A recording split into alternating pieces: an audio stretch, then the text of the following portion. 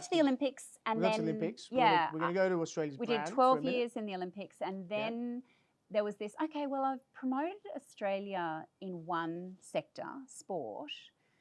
Then my role was then to do that more broadly across all sectors in that international environment. And the time I'd spent in those international environments through sport give you a really lived experience around how the world does see Australians.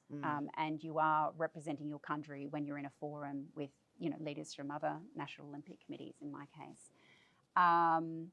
And it was a really unique experience to allow me to look at how Australia is seen by the world, and does that align with who we want to be, not only now but in the future, when you look at our place in the global economy in particular. Let me illustrate it this way, perhaps. So hence I started to do this work on the nation brand. On the nation brand. Yep. Yeah. So people are very often kind of like, well, what is nation branding? Yeah. What does that actually mean? So I'm going to do this in the easiest way. I'm going to ask you a question, and you're going to say the top 3 things that come to mind, yeah? All right, I'll say the name of a country, and you'll tell me the first 3 things that come to mind, yeah? So Italy, top 3. Pasta, Tuscany, Lake Como. Okay, good. So 2 places and 1 product. Switzerland. Chocolate. Mm-hmm. Milk chocolate, cows and watches. Watches? Yes. Was cows your number 2? I don't know. I went to a field when I was a kid, so that's what I remember about Switzerland. Okay. Hills and cows. All right. Brazil.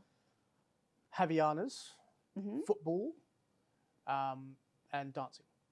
Okay.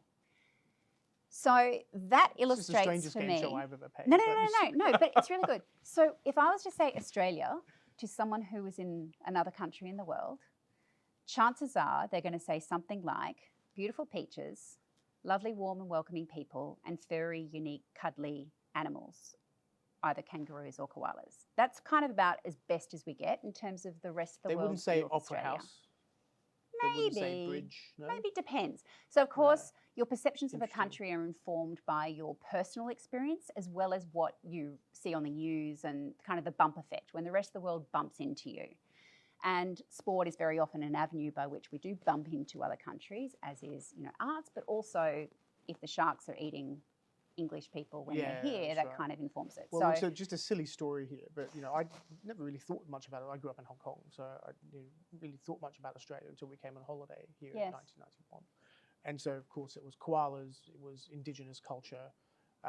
It was, I don't think beach really featured in it back then. Okay. We landed in Cairns and we saw beaches and whatever, and then we drove to, we drove sort of to Melbourne, and sort of like a wide open space coming from Hong Kong, wide open space. Yes, the open blue skies is something that's, But there were a lot of Australians live in Hong Kong, as you know, right? So the number one thing that I used to associate being a teenager growing up was Foster's. Foster's. Because Embarrassing. that was the beer, right? That's the Beer and Australian beer. thongs.